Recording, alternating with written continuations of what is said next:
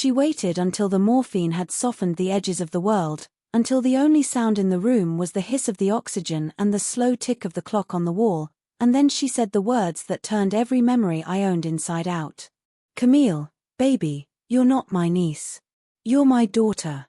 I was 42 years old, sitting on the edge of Aunt Rosa's hospital bed in the same spot I'd occupied for the last 6 weeks, holding the hand that had braided my hair, wiped my tears, and taught me how to make cornbread without measuring. The hand that was now so thin the wedding ring she'd worn for 30 years spun loose on her finger. I laughed, one short, sharp sound, because I thought the pain medicine was talking. "Aunt Rosa, hush now. Save your strength." But she squeezed my fingers with whatever she had left and looked at me with eyes the exact shade of mine, hazel shot through with gold, and said it again, slower, like she was pushing each word across a river. "I'm your mama, baby. I've always been your mama. And your daddy, he was my brother-in-law. But he was your daddy in every way that mattered, and in the one way the world would never forgive." The monitor beeped steady. The fluorescent light buzzed overhead. My heart forgot how to beat for 3 full seconds. She died 23 minutes later, still holding my hand, whispering "forgive me" like a broken record until the nurse gently closed her eyes and told me it was over. I sat there until the machines went quiet, until the nurse covered Aunt Rosa, Mema, with the white sheet, until the chaplain asked if I wanted to pray. I couldn't pray. I couldn't cry. I could only hear those words looping in my head like a scratched record. "You're my daughter." I left the hospital at dawn, drove home on autopilot, and stood in the middle of the little blue house Aunt Rosa had raised me in after my parents died in that car wreck when I was 4. The house that still smelled like her white shoulders perfume and the lemon oil she used on the wood floors. The house where every picture on the wall showed us together, me on her hip at 6 months, me in a cap and gown at 18 with her arms tight around me, me cutting my wedding cake while she beamed behind me like any proud mama would. I walked from room to room touching things like they might disappear. The rocking chair where she sang me to sleep. The kitchen table where she taught me fractions with chocolate chip cookies. The hallway where she measured my height every birthday, pencil marks climbing the doorframe like a ladder of love. Every memory felt poisoned now. Because if she was my mother, then the mama and daddy who died when I was 4 were really my aunt and uncle. And the man I'd mourned my whole life, the one whose photo I kissed every night before bed, had slept with his brother's wife. And Aunt Rosa, no, Rosa, had hidden it for 42 years. I didn't know whether to scream or thank her for the lie that kept me safe. I did neither. I just sat on the floor of her closet, surrounded by her Sunday dresses that still smelled like her, and cried the kind of tears that come from a place deeper than sad. Because everything I thought I knew about who I was had just died with the woman I'd called aunt my whole life. And the funeral was in 3 days. Before Rosa's last breath rewrote my beginning, life had a rhythm I could set my watch to. I'd wake up at 6 to the smell of her percolator bubbling on the stove. She never trusted those fancy machines. She'd be at the kitchen table in her robe and house shoes, reading her Bible with the little magnifying bookmark, humming Precious Lord under her breath. I'd kiss the top of her head on my way to the coffee pot and she'd pat my hand without looking up, saying, "Morning, baby girl," like I was still 8 instead of 42. That was us. Rosa raised me from the time I was 4, after the car wreck that took my parents, her sister Ruth and Ruth's husband James. Folks said it was a miracle I walked away with just a broken arm. Rosa said it was God giving her one more chance to be a mama. She never married, never had children of her own, just poured every drop of love she had into me. We lived in the little yellow house on Dawson Street with the rose bushes she babied like children. She worked 35 years as a nurse's aide at the county hospital, coming home with feet swollen and stories about patients who became family. I'd rub her feet with peppermint lotion while she told me which doctor was sweet on which nurse, which baby was born at shift change, which old man asked for her hand in marriage again. Evenings were ours. She'd cook neck bones and rice on Mondays, fried chicken on Sundays, always enough for whoever walked through the door hungry. The house was never quiet, radio playing gospel, phone ringing with somebody needing advice or prayer. Rosa believed a house should feel lived in and loved on. I grew up thinking that's what family was. One woman who chose you every single day and made the choice feel like destiny. I went to college on scholarships and loans Rosa co-signed without blinking. Became a social worker because I wanted to help kids the way she'd helped me. Married Anthony at 28, sweet man, steady job at the post office, laugh that made my knees weak. We bought the little blue house 3 streets over so Rosa could walk to us anytime she wanted. She was there the night I brought Jalen home from the hospital, rocking him in the same chair she'd rocked me in. She was there when Maya took her first steps straight into Rosa's arms. She was Grandma Rosa to my children, the one who kept peppermints in her purse and let them eat ice cream for breakfast when I wasn't looking. Every Sunday after church we'd pile into her kitchen, me, Anthony, the kids, for dinner that started at 2 and ended when the last pot was washed. She'd sit at the head of the table in her good wig and pearl earrings, looking at us like we were the best thing that ever happened to her. And I believed I was. When the cancer came, ovarian, stage 4, sneaky and mean, Rosa didn't tell me until she was already in the hospital. Said she didn't want to worry me. I moved her into our guest room the day she was discharged, turned it into a little sanctuary with her own TV and the quilt Mama Ruth made before I was born. For 18 months I was daughter, nurse, cook, prayer warrior. I bathed her when she got too weak. I held the bucket when the chemo turned her inside out. I slept on the floor beside her bed when the pain got bad, holding her hand until morning. Anthony helped, God bless him, took the kids to school, cooked when I couldn't stand up. But it was me and Rosa against the night, same as always. She got smaller.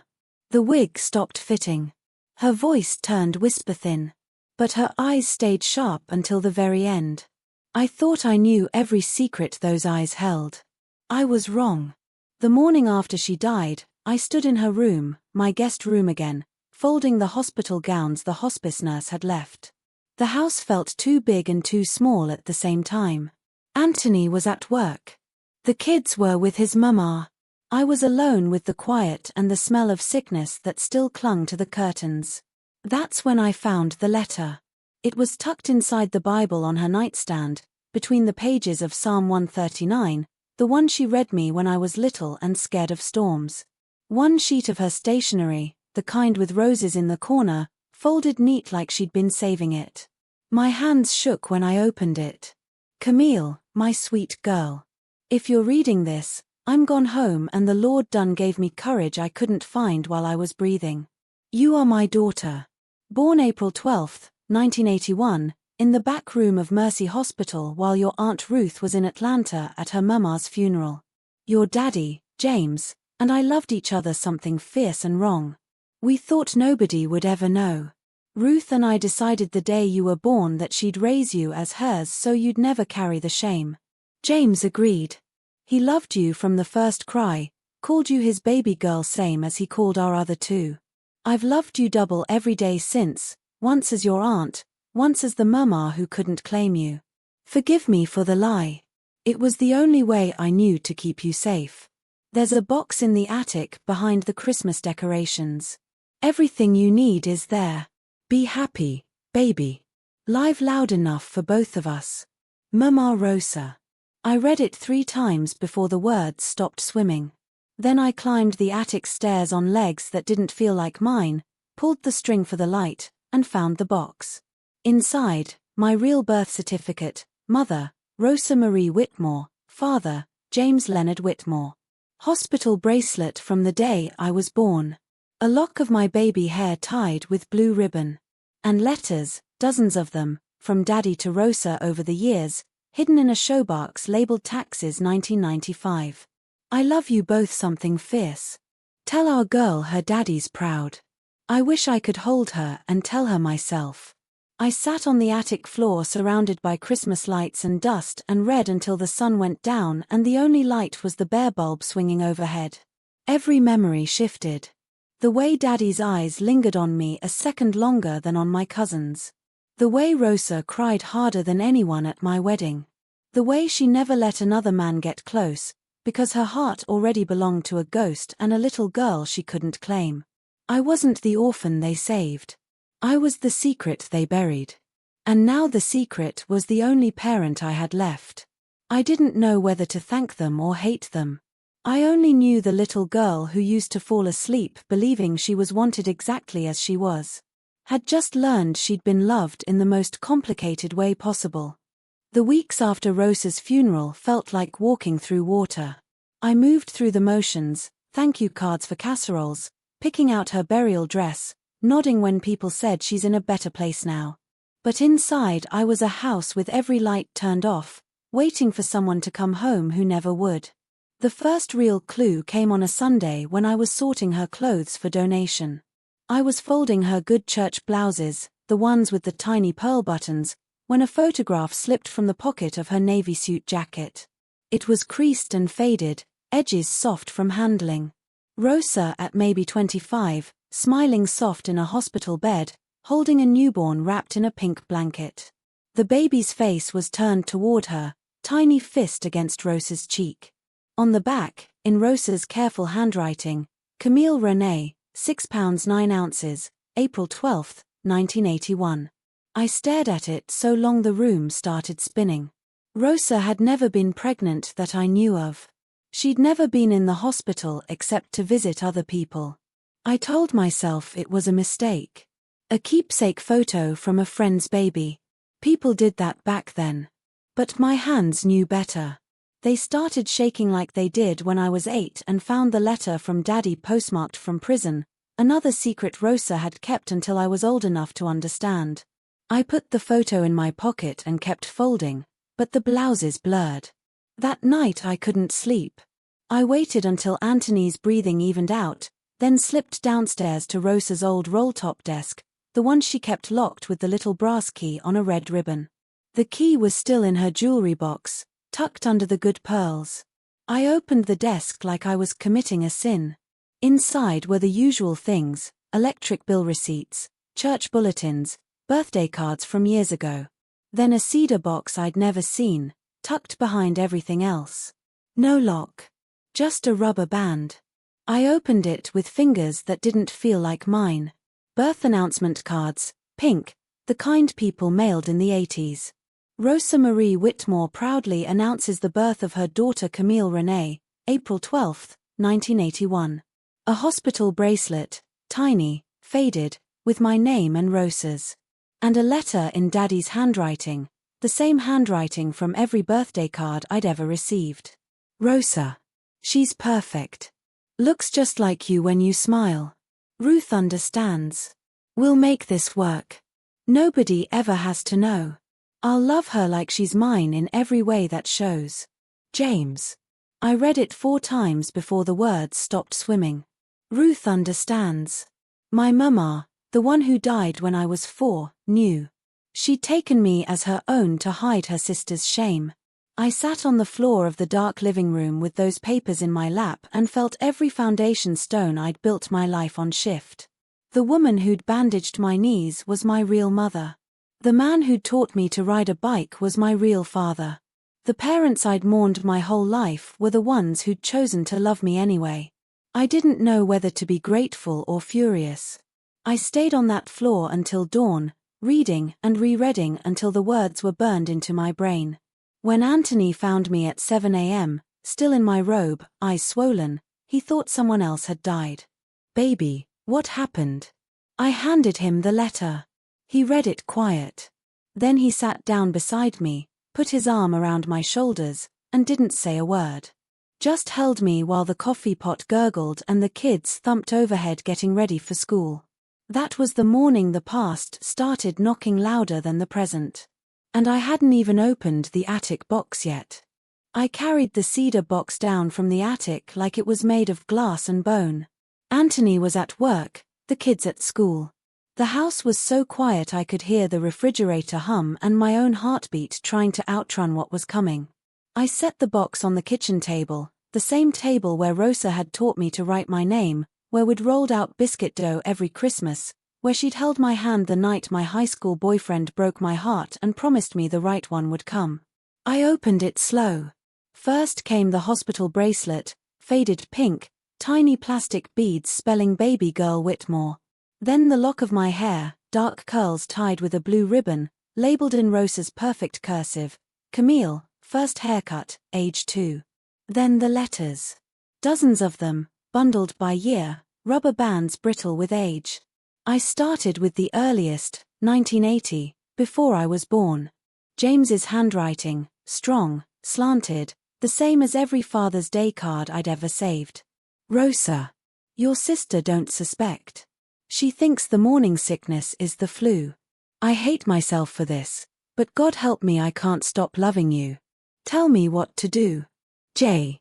Rosa's reply, folded small enough to hide in a palm. We do the right thing. Ruth raises this baby. We love from a distance. It's the only way they'll be safe from the talk. I read until my eyes burned, until the coffee went cold and the sun moved across the kitchen floor like a spotlight on every lie. There were letters from after their accident, when Ruth and James died on that rainy road and Rosa took me home to help until family could be sorted. James to Rosa, 1985. She asked why Aunt Rosa kisses her goodnight like Mama used to. I told her some angels just love extra. I hate lying to her face, Rosie. But I love watching her grow into both of us. Rosa's reply, tear-stained. She's ours in every way that counts. Let that be enough. There were no letters after 1992, the year James died of a heart attack at 44, the year I was 11 and Rosa held me while I screamed into her shoulder why God took my daddy. Just one final note in Rosa's handwriting, dated the week before she went into the hospital the last time. Camille. If the Lord takes me before I get courage, know this. Every aunt was a secret mama. Every your mama would be proud was me trying to say I am. Live true, baby. That's the only apology I know how to give. I closed the box and sat in the quiet kitchen until the light turned orange through the curtains. Then I did the only thing I could think to do. I called the one person who might still have answers. Uncle Calvin, Daddy's baby brother, the only family left from that generation. He answered on the second ring, voice raspy from years of cigarettes he swore he'd quit. Camille, baby, how you holding up? I didn't waste time on small talk. Uncle Calvin, did you know Rosa was my real mama? The silence was so long I thought the call dropped. Then a sigh that carried 40 years. Lord, child. She finally told you. You knew. James told me the night before he died. Made me swear to keep it buried. Said the family couldn't survive another scandal after Ruth. I kept that promise like a fool. I'm sorry, Cammy. I closed my eyes and saw Rosa's face the last time she was lucid, squeezing my hand, whispering forgive me. I need to understand, I said, voice cracking. All of it. He told me slow, like pulling teeth. How James and Rosa fell when Ruth was away caring for their sick mama in Mobile. How Ruth came home early, found out, forgave because she loved her sister more than she hated the sin.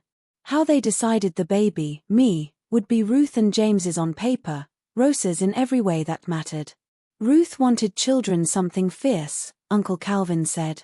This was God's strange way of giving her one. And Rosa, losing you would have killed her slower than cancer did. I listened until there was nothing left to say.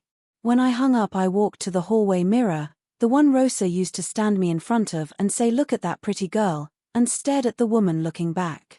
Same hazel eyes as Rosa. Same stubborn chin as Daddy. I wasn't the orphan anymore. I was the secret that survived. I didn't know whether to laugh or scream. I did neither. I just went to the kitchen, made a pot of coffee the way Rosa taught me, strong enough to wake the dead, and started reading the letters again. This time not as a niece looking for clues, but as a daughter looking for her mother. The first thing I did after the attic was call in sick to work for a week. I told my supervisor it was bereavement leave extension. She didn't ask questions. Everybody knew Rosa had been my whole world. Then I turned the house upside down.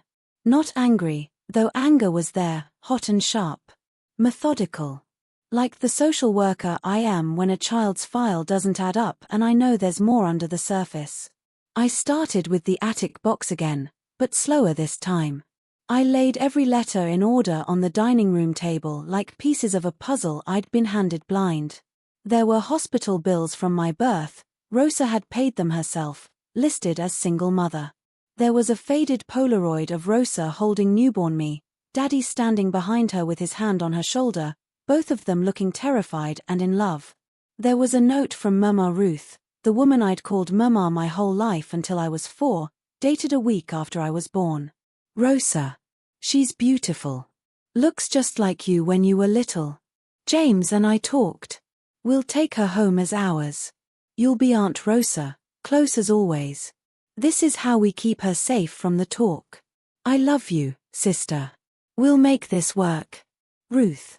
I traced Ruth's handwriting with my finger and felt something crack open in my chest, not pain this time, but understanding. Ruth hadn't stolen me. She'd protected me. They all had. I kept digging.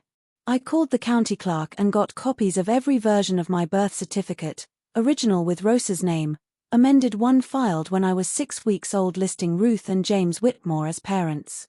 I drove to the old hospital and sweet-talked a retired nurse who remembered Rosa from the maternity ward.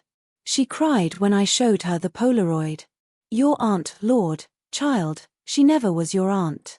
She birthed you in room 212 while her sister held her hand. We all knew.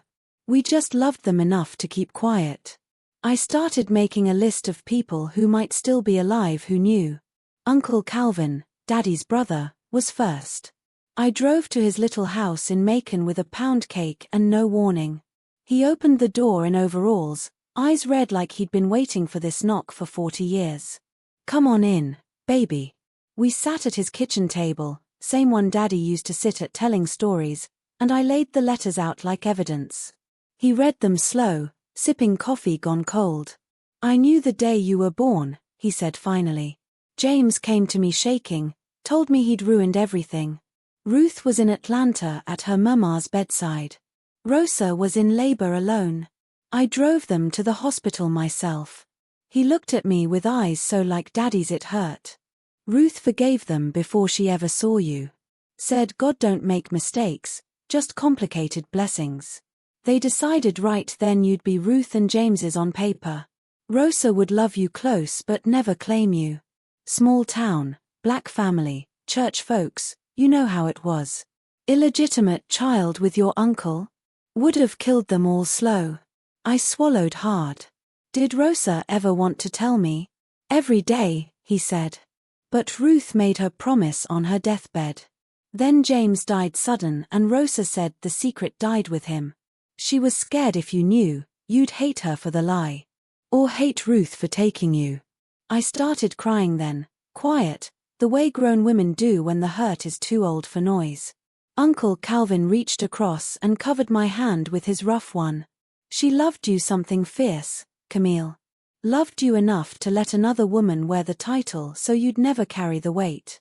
I drove home with the windows down and gospel loud enough to rattle the dash, crying and singing at the same time. The next Sunday I went to Ruth's grave, Mama Ruth, the one I'd mourned since I was 4.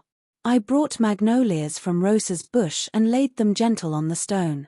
I understand now, I whispered to the grass. Thank you for choosing me. The wind moved through the trees like an answer. I started reaching out. First to the half-siblings I'd never known existed. Daddy and Ruth had 2 more children after the accident story settled. My brother Marcus, 48, mechanic in Atlanta, and sister Denise, 45, teacher in Charlotte. I wrote them letters, real ones, on stationery, because some truths deserve paper. I told them who I really was. I enclosed the birth certificate and the letters. I said I wasn't looking for anything except the chance to know the rest of my story. Marcus called first. His voice was deep, cautious. You sure about this? I'm sure I'm tired of holes in my family, I said. He laughed, a short surprised sound. Mama Ruth used to say you were the missing piece we never talked about. Guess she was right. We met halfway in Macon a month later, him, Denise, me, and a potluck spread on a park table. They brought photo albums. I brought Rosa's letters. We cried. We laughed. We traced the same hazel eyes in 3 different faces. Denise hugged me so hard my ribs creaked. "Welcome home, sister," she whispered. And just like that, the family I thought I'd lost grew roots in places I never knew to look. I kept digging, gentle now. Found Rosa's old nursing friends who remembered her taking a leave in 1981. Found the midwife who'd delivered me in secret because the hospital wouldn't let an unmarried woman keep her baby quiet. Every story added a brick to the woman Rosa really was: brave, terrified, fierce with love. By the time fall painted the trees red, I'd stopped being angry. I started being grateful. Grateful for Ruth's sacrifice. Grateful for Rosa's silence that kept me safe. Grateful for the complicated, messy love that raised me anyway. I hung a new picture in the hallway, me, Marcus, Denise at that first picnic, arms around each other like we'd always belonged. Underneath I wrote in my best teacher handwriting: "Family isn't just who births you. It's who chooses you every day after." And on quiet nights when the house settles and the kids are asleep and Anthony's arm is around me like it's always been, I light a candle for Rosa and whisper thank you. For the lie that felt like love. For the truth that finally set us both free. I didn't mean for the whole town to find out. I really didn't. I thought I could keep it between me, Uncle Calvin, Marcus, Denise, and the good Lord. But secrets that have been buried 42 years don't come up quiet. It started with the preacher. Brother Lewis came by the house a week after I met my siblings, carrying a casserole and that gentle smile he uses when somebody's hurting. He sat at my kitchen table, took one look at my face, and said, "Camille, the Lord's been laying you heavy on my heart. You ready to talk about what's troubling you?" I hadn't planned to tell him. But the words poured out like water from a cracked dam: Rosa's deathbed confession, the letters, the birth certificate, the half-siblings I'd just met. I cried. He listened. When I finished he took my hand and prayed right there over the coffee cups, thanking God for complicated love and asking for gentle hearts all around. 2 days later he called. "Camille, some folks from the church have questions. Rosa was family to a lot of us. Can I share your truth, no names, just the bones, so people know how to pray?" I told him yes. I was tired of carrying it alone. By Sunday the prayer requests were flying. Sister Camille needs strength after a family revelation. Pray for healing around old secrets coming to light. Lord, comfort those learning hard truths about their raising.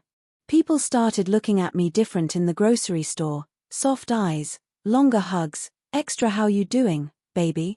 Nobody asked outright, but everybody knew something big had shifted.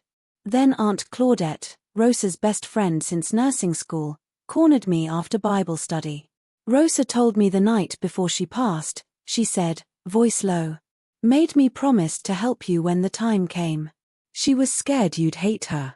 I started crying in the church parking lot. Aunt Claudette held me like Rosa used to. The truth rippled outward from there.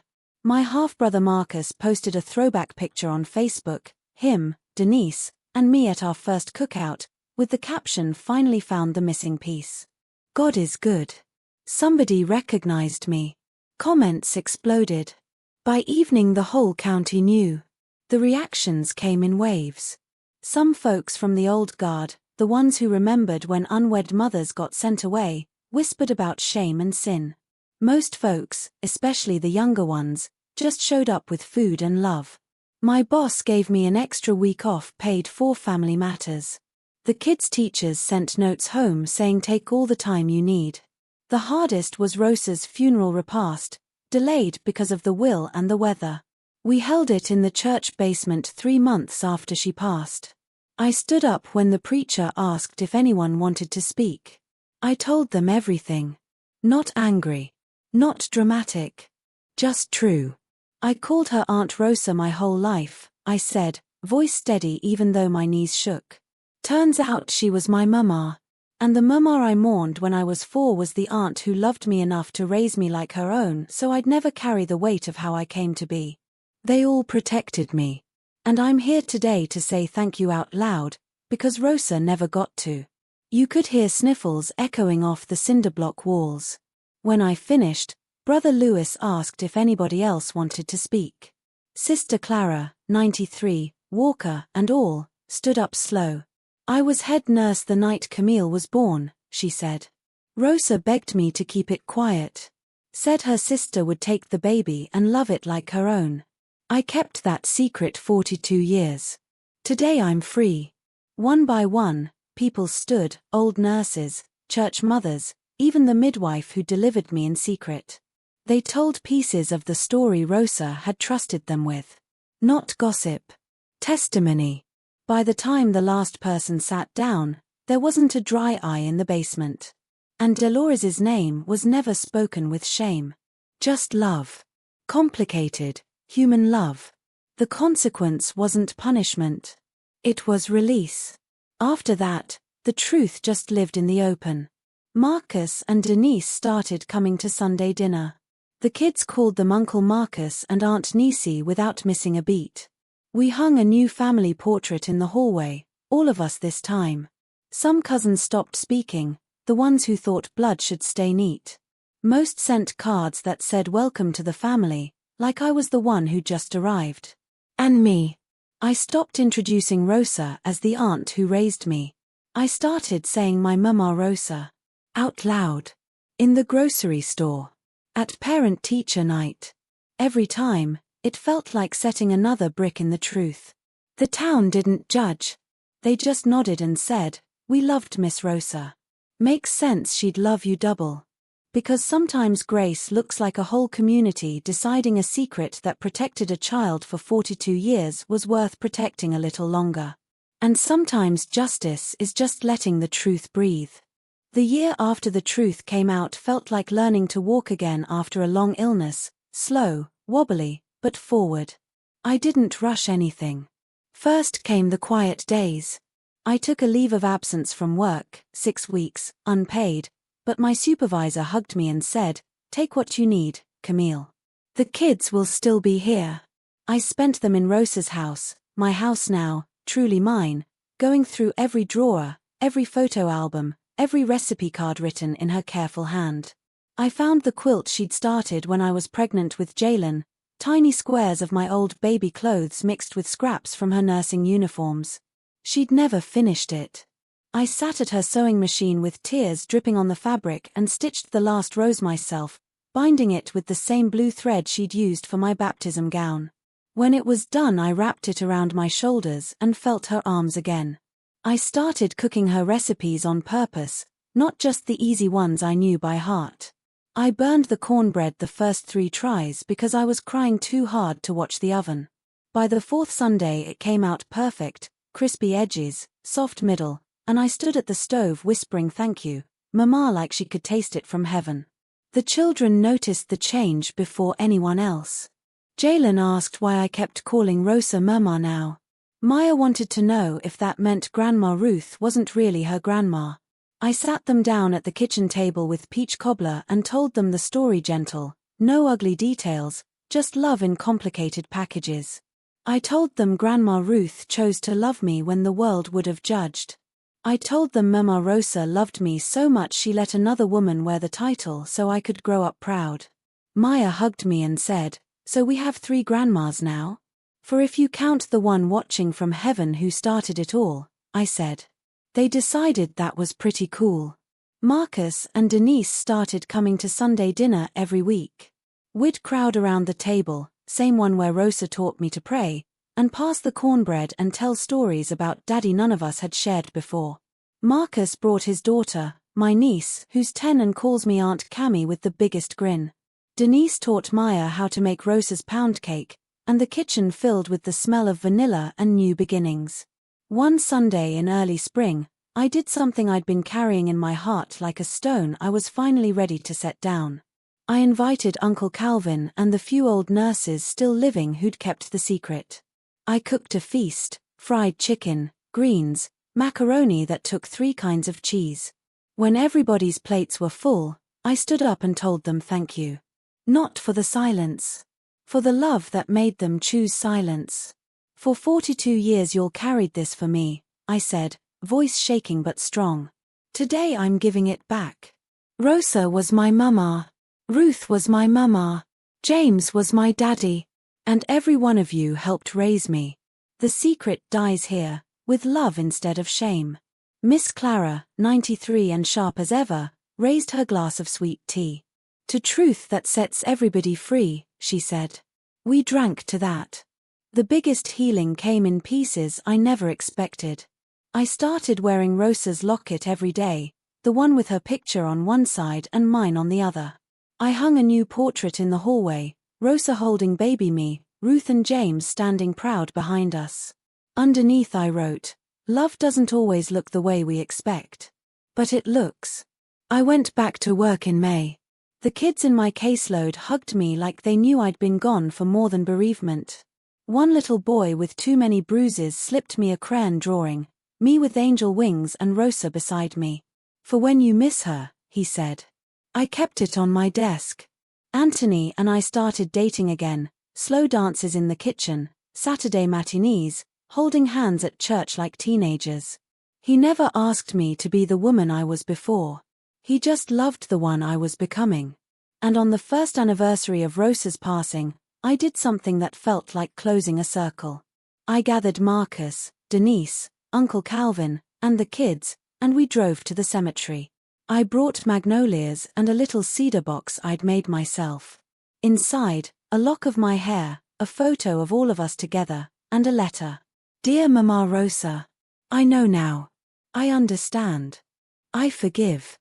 And I love you out loud from this day forward. Your daughter, Camille."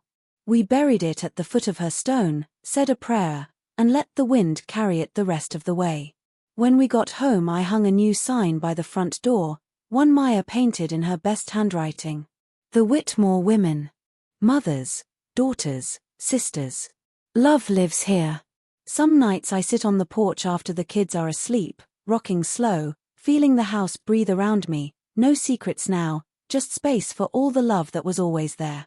And I whisper thank you. To Ruth, who chose me. To Rosa, who birthed me and let me go so I could fly. To the little girl who never knew she was wanted exactly as she was. She knows now. And on quiet evenings when the magnolias bloom and the kitchen smells like cornbread and the laughter of children I finally get to call family fills every corner, I feel Rosa's hand on my shoulder and hear her voice clear as day. "That's my girl." Only now I answer back. "That's right, Mama. Always was. Come on up here and sit with me a minute, sugar. The swing's still warm from the sun, and the tea's sweet like always. If you've stayed with me through every cracked open letter, every tear on those hospital sheets, every Sunday dinner where I finally got to call Rosa Mama out loud, then you know this story was never just about who signed my birth certificate. It was about the kind of love that's willing to wear the wrong name so a child never has to carry shame. I've had so many of y'all reach out after the other stories, some crying in hospital parking lots, some typing with hands that wouldn't stop shaking, some just needing to hear another woman say, "Yes, baby, that happened to me too." And every single time, I go right back to that attic floor surrounded by 42 years of somebody else's silence, wondering how you forgive the people who loved you enough to lie. So let me say it gentle, the way Rosa would have over coffee at this very table. Love isn't always loud. Sometimes love is a woman letting her sister raise her baby so the world won't be cruel. Sometimes love is a man calling another man's child his own every day for the rest of his life. Sometimes love is keeping a secret so heavy it bends your back, just so the child can stand tall. And sometimes, most times, love is messy and imperfect and still the best thing we ever do. Some of you asked, "Miss Camille, do you hate them?" No, darling. I did for a minute, hot and sharp, like swallowing fire.